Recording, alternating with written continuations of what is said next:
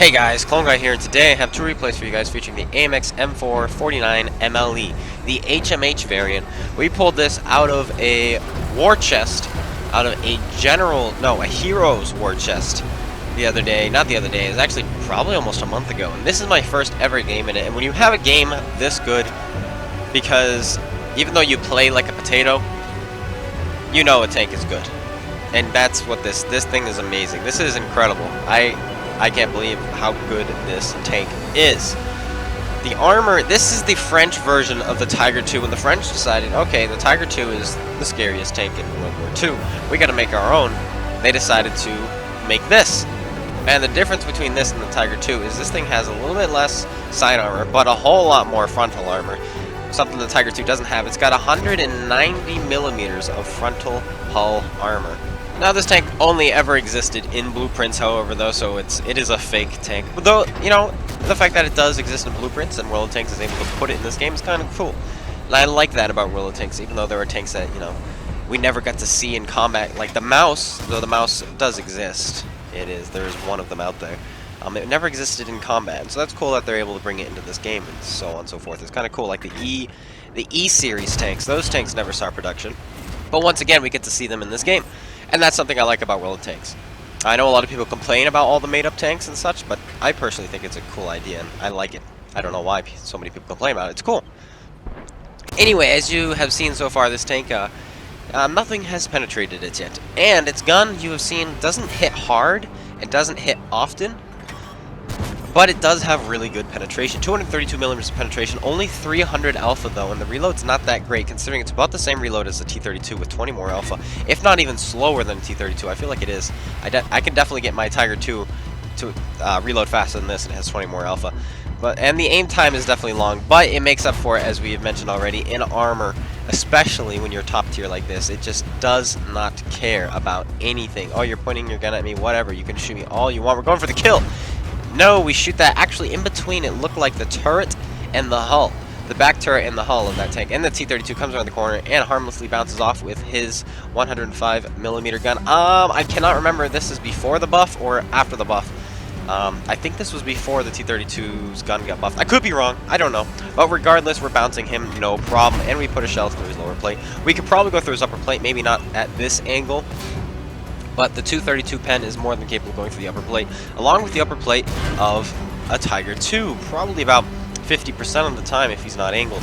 It's pretty nice, and you're going to see this thing, the standard penetration, come into use later in this game, actually coming up. We put another shell in the lower plate of the T-32 because, like I said, we're looking up at him, and his turret, his hull is angled back, making it pretty difficult to penetrate. We're going to go after, I decide, okay, the tank I really don't want to fight from the front is the T-28, so let's put a shell into him. He's the most dangerous target over there, but now that he's facing me, I'm going to put a shell into this Yak Panther 2 as we easily bounce his 128mm gun with 246mm of penetration right off of our frontal plate, and then we bounce the T-28. I can't tell what gun he's using, but he bounces off of us harmlessly. Now, we decide not to shoot the mutant. He can't pen us. We know this.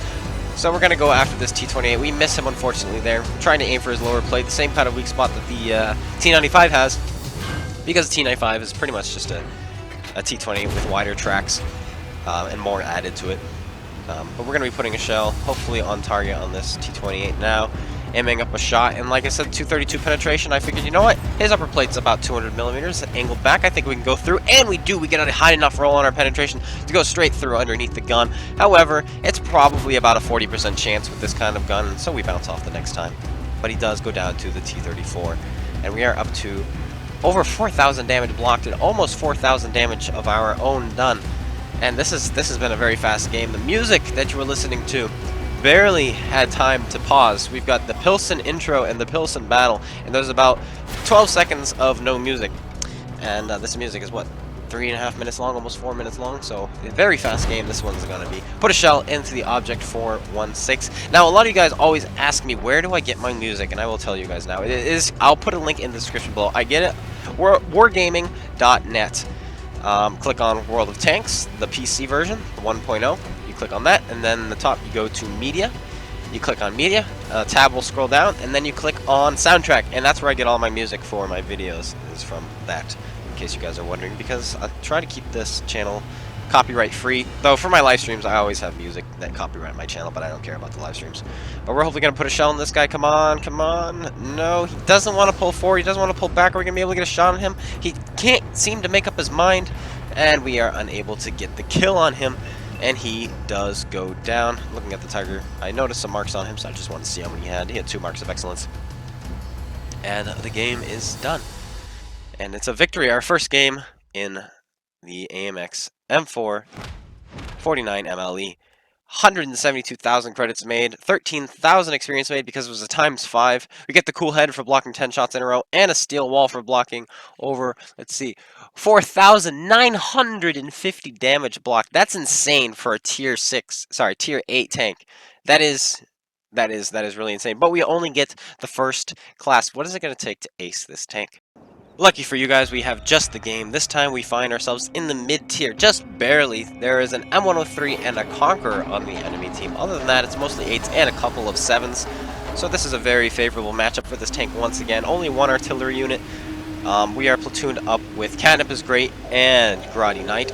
You will often hear me call Catnip is Great Joseph and Grotty Knight J-Pile. That was, Joseph is Catnip is Great's real name, and it's easier to say than Catnip is Great. And J-Pile is Grotty Knight's old name, and also easier to say. So a lot of times, I still refer to them as Joseph and J-Pile. My gosh, I'm struggling so hard. But that is okay. We're climbing this hill now, and getting a little love tap from J-Pile. Now, this is the first time I've actually seen a 50 TP up close. This is his first game in it as well. He just bought that tank, or should I say, I just bought that tank. Kind of. Remember how all that gold I had in my garage, you guys were wondering whose it was? Or like where I got it all? Remember I said not all of it was mine, half of it was actually Catnip's, and he used it to buy himself a 50 TP. And so that's what he is running now. And so I was looking at its decals because it's the first time I've actually been up close to one. I know the tank has been out for a little while, but I haven't posted this video. This was back when the gun on that tank still didn't work. Well, it worked, but the sound didn't work on the gun. Now we're going to make a shot on this 1357. Oh, and it goes in because French accuracy. And now we got a little bit lucky there. 310 we rolled for. Remember, our alpha is only 300 on this tank. It's very low. You get a lot of really low rolls. So don't be surprised if you get this tank or you have a tank with this kind of caliber. Don't be surprised if you start rolling well. Tanks like the Batchat 25 ton, AP, or 25 TAP, is that? Yeah, that's what it's called. And the Lorraine 40 ton. Those things bounce a lot. M103, put a shell in his lower plate. Our gun is more than capable of putting it in. Now we got some shots on some of these sides, but we kind of want to keep our armor to the front. Here comes a Lycan, clearly confused. We put a shell into him. He rams a 50 TP. 50 TP misses. A little bit weird there that he missed that shot, but he did, so whatever. Gonna fire a shot at the lower plate of this M103. We go in easily. If we aim to that spot against an E5, we probably would have bounced off. E5s have really strong frontal lower plates. If you hit right in the front, it tend to bounce off. And so things you got to look out for. Hopefully, we're gonna put a shell in this funnel. I know he goes down, so we're gonna put a shell in this KV5, but we don't aim it all the way in, so it goes low and bounces off the bottom of his lower plate. Now we're gonna aim a shot at, or sorry, his back plate, the back lower plate. Aim a shot on this guy. No, he does get away. So we're gonna aim once again at this KV5, but no problem. And it hits the same exact spot as before, and it bounces off the rear of his tank. Once again, he gets away with it, though he doesn't really last much longer. And oh, we pull forward a little too far, and we spot the entire enemy team with our turret turned to the side. Here's their Conqueror. We put a shell in his tracks, and we immobilize him, but there's artillery down there. We're definitely going to aim at him. Oh, is he sideways? No, we're sideways. He's not sideways. We're angled up on this slope, and so when you zoom in, the camera tilts.